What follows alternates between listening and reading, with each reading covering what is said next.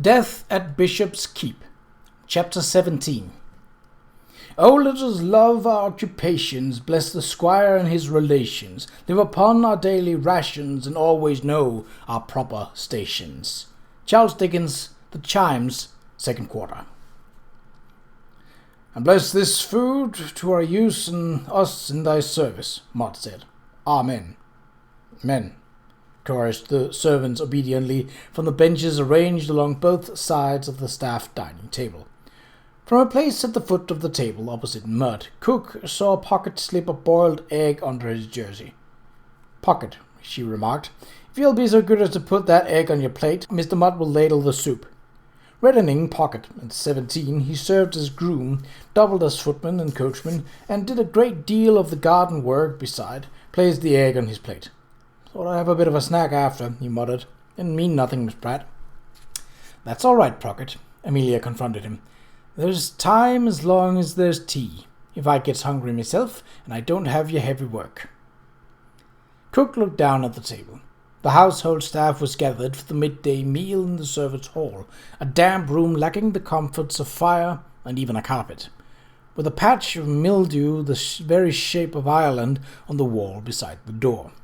Cook blackly credited the room's cheerlessness to Jaggers, who, when she ordered the carpet removed and the fireplace blocked up, had had the gall to read the explanation to Cook out of one of her household manuals.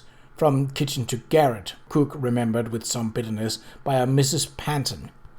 Carpets should not be installed in the servants' hall, nor fires laid, Mrs. Panton wrote, and Jaggers concurred, because such luxuries might induce the servants to loiter instead of getting on with their tasks. Mrs. Panton also permitted the installation of a discarded sofa or armchair, but only begrudgingly. If the servants are young, heedless, or have not lived any time in the establishment, these little additions to their comforts are not necessary. It was Jaggers' opinion that one side chair was sufficient and a sofa absolutely superfluous. That, Cook thought resentfully, was only one of the wretched Jaggers' opinions, on a par with her strict economies with the servants' food.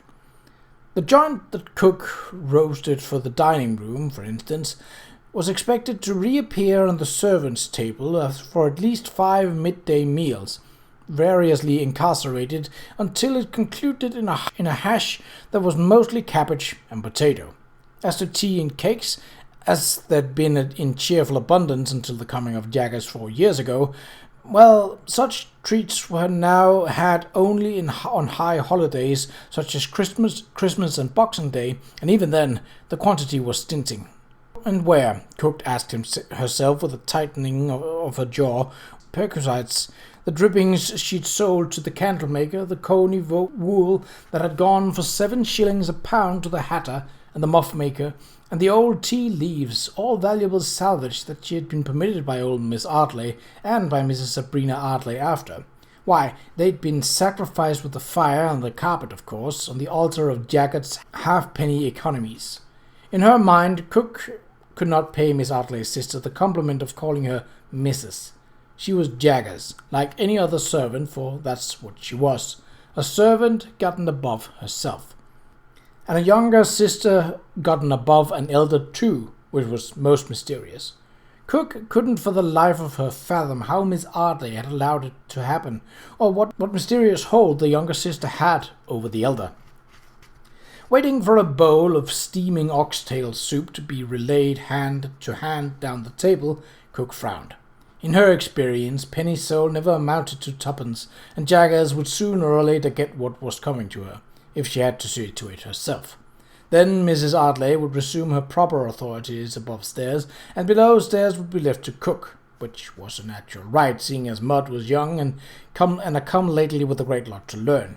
And when that happened, Cook intended to not only have a carpet and a sofa, but a fire as well. Not for herself either, but for the young ones, seeing that their lives were so bleak and filled with nothing but work. Cook received her soup, scowling.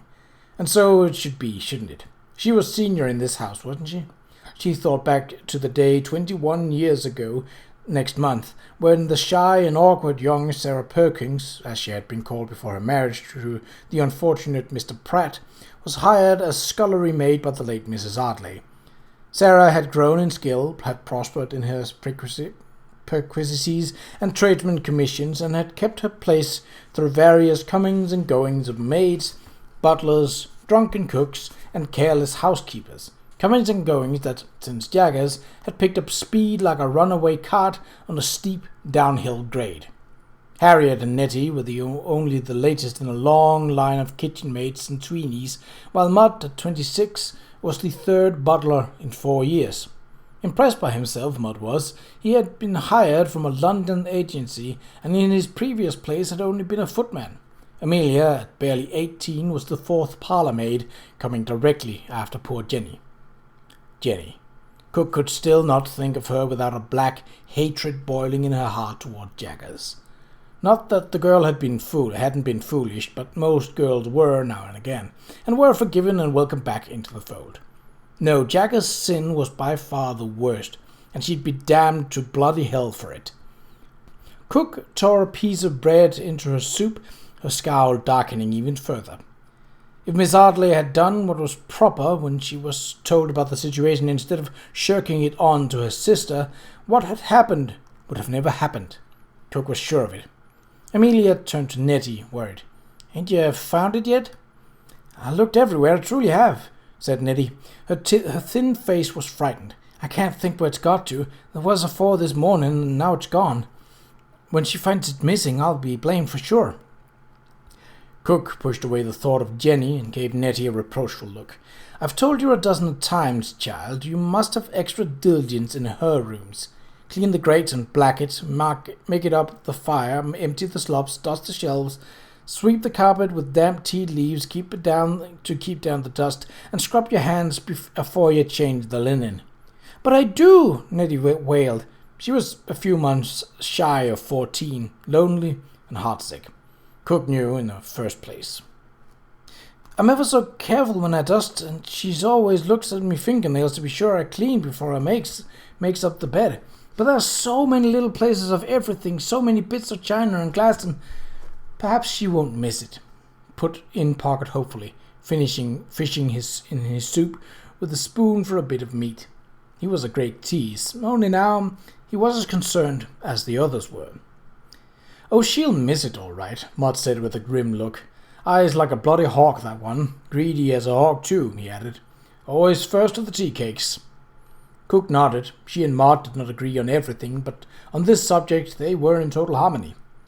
"Anyway," Harriet said, patting Nettie's hand, "'tis only a pincushion." Harriet was 2 years younger than Nettie, but her commonsensical cheerfulness often made her seem older. "But the Queen's pincushion," Nettie cried, stricken, "with the Queen's picture ringed round in pearls, worth a year's wage at least." "Come now, Nettie," Cook admonished. "Hold your tongue. We'll have no more loose talk." She looked down the table at Mutt. "How's the young miss settling in?" "That one?" The butler arched an impressive eyebrow. She's not so young, Mrs. P., truth be told, but nosy, asks way too many questions."